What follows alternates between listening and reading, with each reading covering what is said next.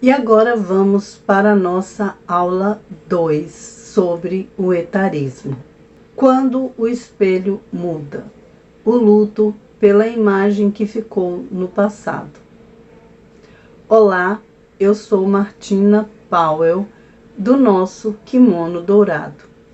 Seja muito bem-vinda à nossa segunda aula. Na aula anterior, falamos sobre algo que raramente recebe um nome, o luto pelo envelhecimento. Falamos sobre como o envelhecimento representa uma série de despedidas de fases, de versões antigas de nós mesmas, de expectativas, de imagens que carregamos durante anos.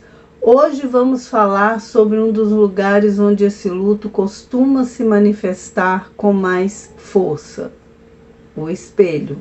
Porque existe uma diferença entre saber que estamos envelhecendo e enxergar isso. Vamos refletir juntas? Uma das características mais curiosas do envelhecimento é que ele acontece lentamente, tão lentamente que quase não percebemos. O rosto que vemos hoje no espelho é muito parecido com o de ontem, e o de ontem era muito parecido com o da semana passada, e o da semana passada era muito parecido com o do mês anterior. Por isso, muitas mulheres não percebem o envelhecimento acontecendo, até que um dia algo chama atenção. Uma fotografia, uma filmagem, uma ruga, uma mudança no contorno do rosto, uma alteração no pescoço, uma mudança no corpo, um comentário desagradável, e de repente aquilo que estava acontecendo há anos parece surgir de uma única vez, mas não surgiu, apenas se tornou impossível de ignorar. Existe um fenômeno interessante. Muitas mulheres de 50, 60 ou 70 anos continuam se percebendo internamente muito mais jovens do que são. Isso não é um problema, porque nossa identidade interna nem sempre envelhece na mesma velocidade que o nosso corpo. A mulher olha para dentro e continua encontrando a menina, a adolescente, a jovem adulta, a mãe jovem, a profissional em ascensão. As versões anteriores de si mesma continuam existindo dentro da sua história. O problema surge quando ela espera encontrar no espelho exatamente a mesma idade que guarda na memória. Porque a memória congelou momentos, mas a vida continuou caminhando. Existe uma cena muito comum. A mulher tira uma fotografia, olha a imagem e pensa: essa não sou eu. Mas é. O problema não está na fotografia. O problema está na diferença entre a imagem que ela guarda de si mesma e a imagem atual. Durante muitos anos, ela se acostumou a uma determinada versão do próprio rosto, a uma determinada pele, a um determinado corpo, e agora precisa atualizar essa imagem interna. Isso é muito parecido com outros processos de luto, porque toda despedida exige reorganização. E é aí que entra o momento em que a indústria lucra com a insatisfação da gente. Existe algo importante que precisamos compreender. Vivemos em uma sociedade que lucra com a insegurança. Quanto mais insatisfeita uma mulher está consigo mesma, mais produtos ela tende a consumir. Mais tratamentos, mais promessas, mais soluções, mais procedimentos, mais fórmulas milagrosas. Não estou dizendo que procedimentos sejam errados. Não estou dizendo que cuidar da aparência seja errado.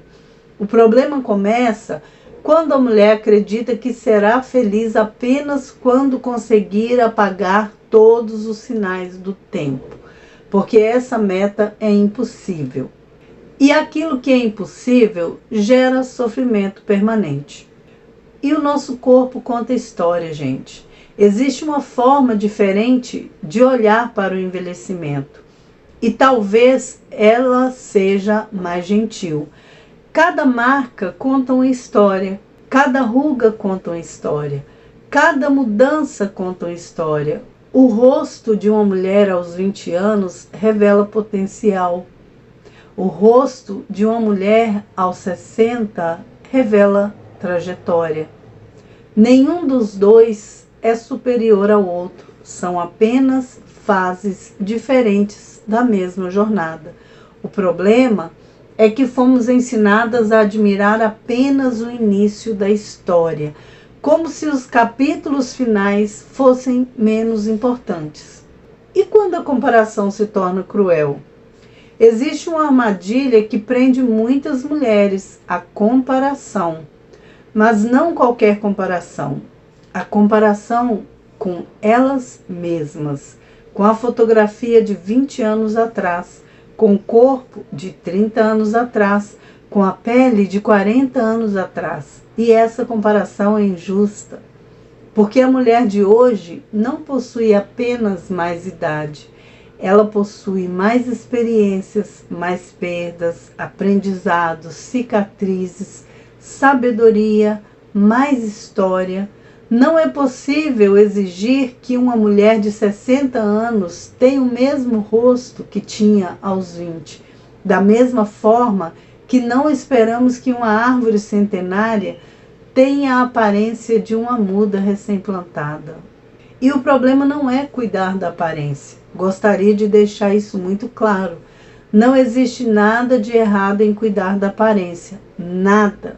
Uma mulher pode fazer atividade física, cuidar da alimentação, utilizar tratamentos dermatológicos, fazer procedimentos estéticos, plástica, pintar o cabelo ou não pintar, pode usar maquiagem ou não usar, pode gostar de moda, de beleza, gostar de se sentir bonita.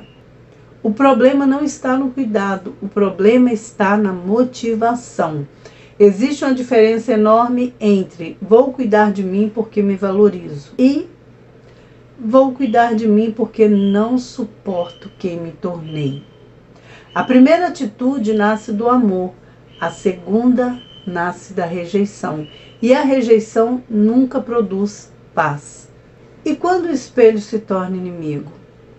Talvez uma das maiores tragédias do envelhecimento seja quando a mulher transforma o espelho em um tribunal. Todos os dias ela se julga. Todos os dias procura defeitos. Todos os dias procura sinais de decadência.